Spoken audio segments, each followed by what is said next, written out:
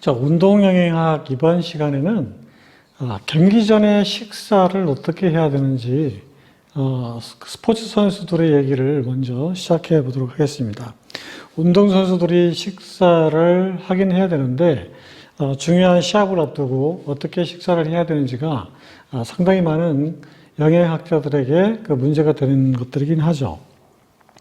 경기 전 식사 지침의 요약본을 먼저 우리가 살펴보면 첫 번째는 경기를 앞두고 고지방과 고단백 식사를 피하라 이렇게 되어 있습니다. 왜 운동 전에 고지방식과 고단백질을 피하라고 할까요? 보통 선수나 감독, 코치들은 시합 전에 그 다음날 큰 힘을 써야 되기 때문에 많은 양의 고기를 먹이는 경우가 많이 있었죠. 지금도 그렇게 지도하는 지도자들이 상당히 많이 있는 걸로 알고 있습니다. 하지만 운동 영양학적인 측면에서 운동선수들에게 시합 전에 또는 시합 전날에 고지방식 그리고 고단백질식을 섭취하는 것은 경기력을 오히려 저하시키는 것으로 알려져 있습니다.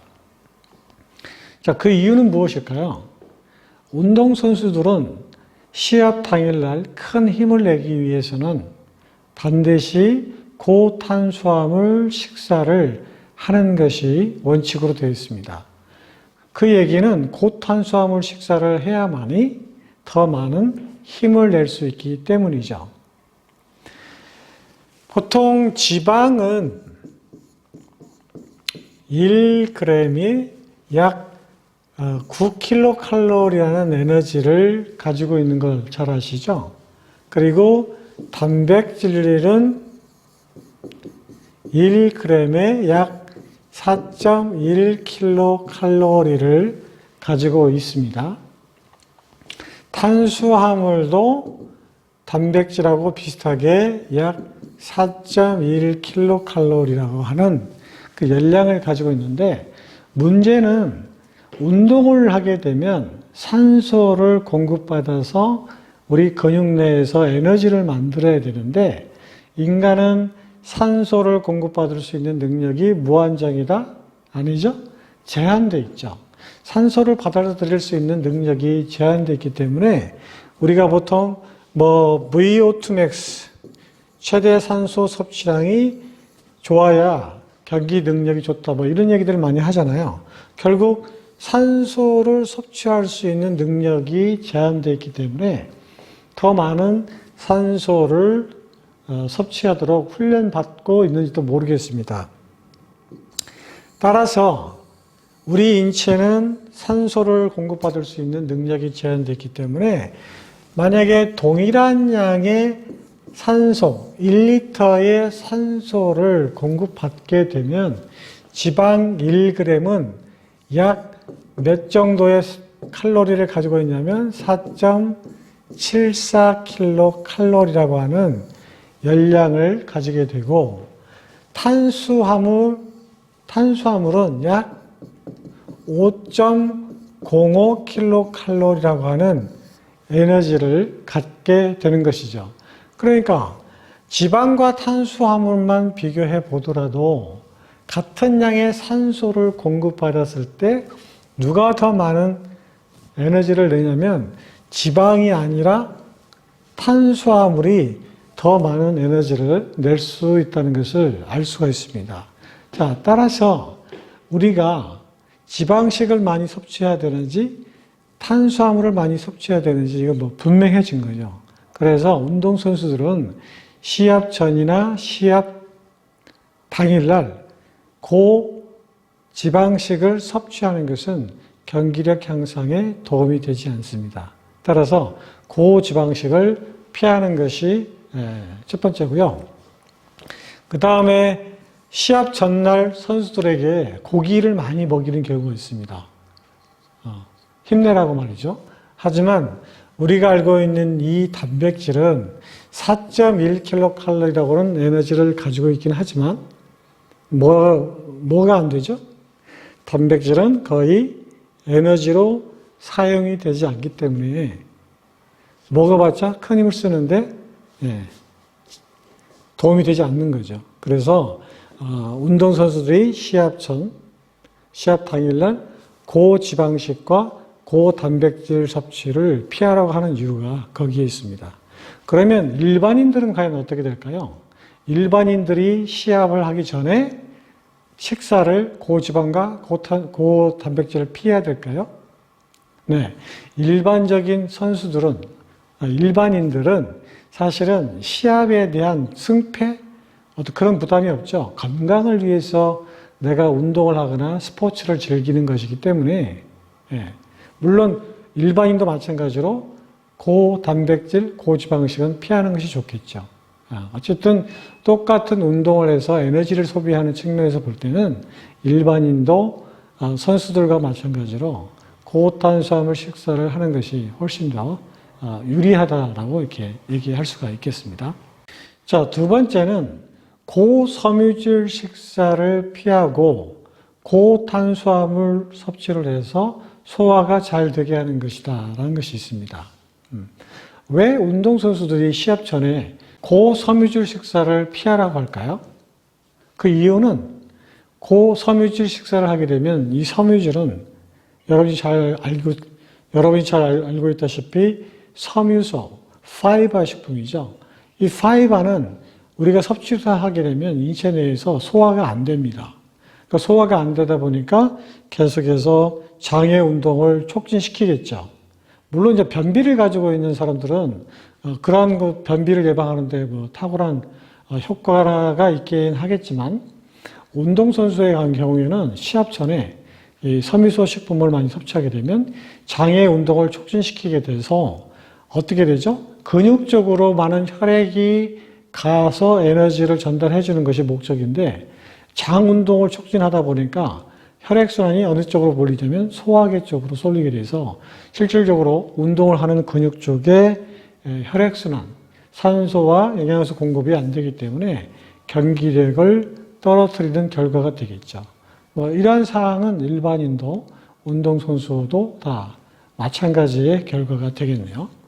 세 번째로 운동선수들이 시합 2시간이나 3시간 전에는 간단하게 식사를 하고 정상적인 식사일 경우에는 시합 3시간에서 4시간 전에 섭취하는 것이 이상적이다 이렇게 얘기가 되고 있습니다. 그러면 시합 전 1시간 이내에 식사를 하는 것은 굉장히 선수들에게 부담스럽다는 얘기인데 왜 경기 전 1시간 전에 식사를 하면 안 되는지 여기 그래프를 보면 잘 나와 있는데요. 자, 이쪽 부분을 한번 좀 지우도록 하겠습니다. 여기 그래프를 보면 지금 여기 Y축은 인슐린의 양을 표시한 건데 이 인슐린은 안정시의 50배, 그리고 100배, 150배, 200배, 250배를 표현한 것이고 여기까지는 지금 휴식 상태를 의미하는 것이고 여기서부터는 이제 30분, 60분, 80분, 100분 이렇게 운동하는 그 X축의 그래프를 표시를 보여주고 있습니다. 여기 그래프를 보면 이 하얀 선은 인슐린이라고 하는 인슐린의 분비를 표현한 것이고 지금 여기 빨갛게 표시되어 있는 이 선은 수분 섭취를 지금 표현한 거거든요.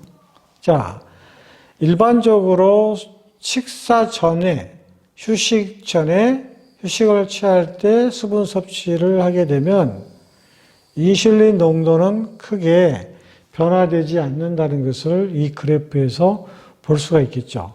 자, 그러면 운동을 하기 1시간 전에 식사를 하게 되면 인슐린 농도는 어떻게 되냐면 여기 보시는 바와 같이 안정시에 50배에서 300배까지 증가를 하게 됩니다. 그 다음에 운동을 시작하게 되면 조금 상승했다가 운동 시간이 길어질수록 이렇게 인슐린 농도가 감소되는 것을 볼 수가 있겠죠.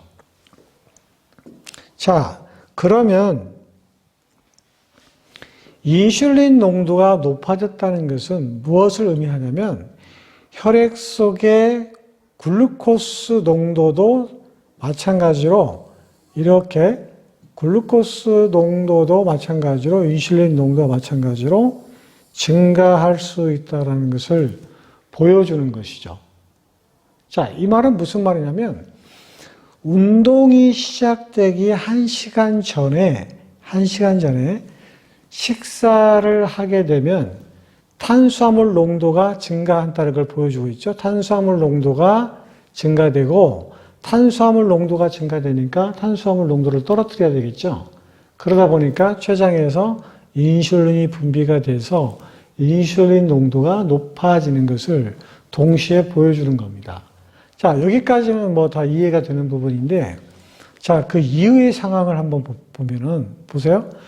운동을 시작해서 30분, 60분, 80분, 100분. 계속 지금 운동을 하고 있는 상황인데, 운동을 할 때 뭐가 많이 필요하죠?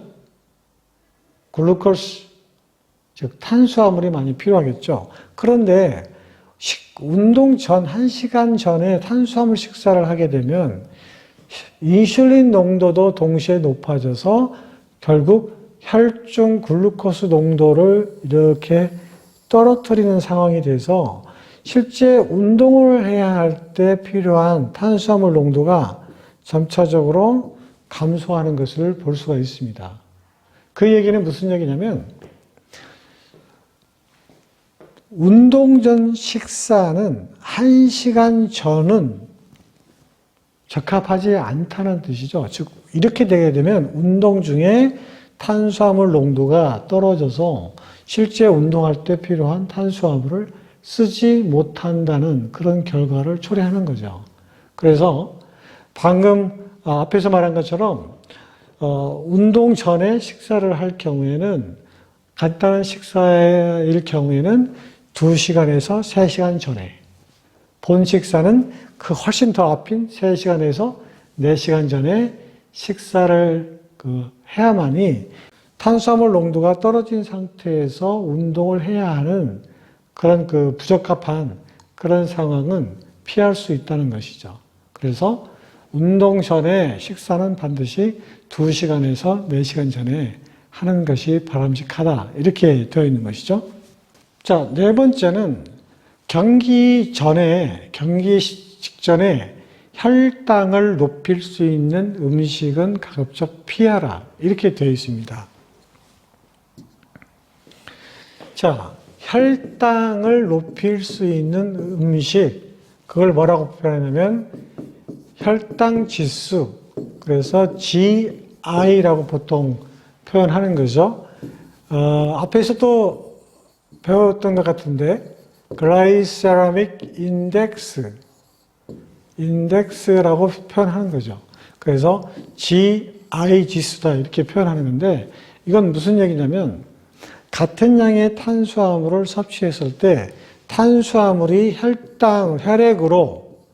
혈액으로 흡수되는 속도, 혈액으로 흡수되는 속도를 표현하는 겁니다.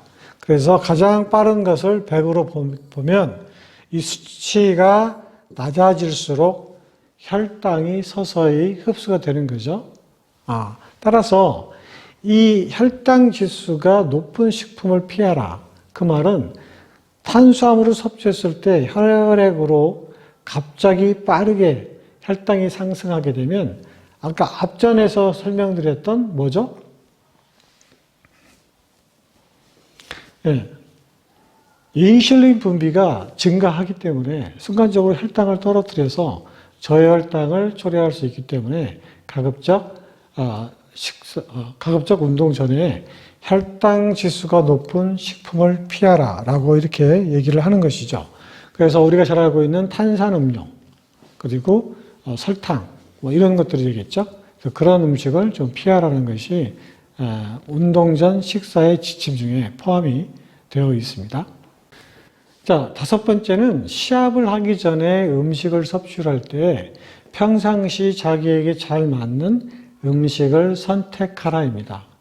자, 우리가 그전에 먹지 않았던 음식들을 시합이 있다고 해서 시합 때 힘을 내라고 해서 갑자기 기름진 음식을 선수들에게 먹이면 어떻게 되겠죠? 당연히 탈이 날 수밖에 없죠.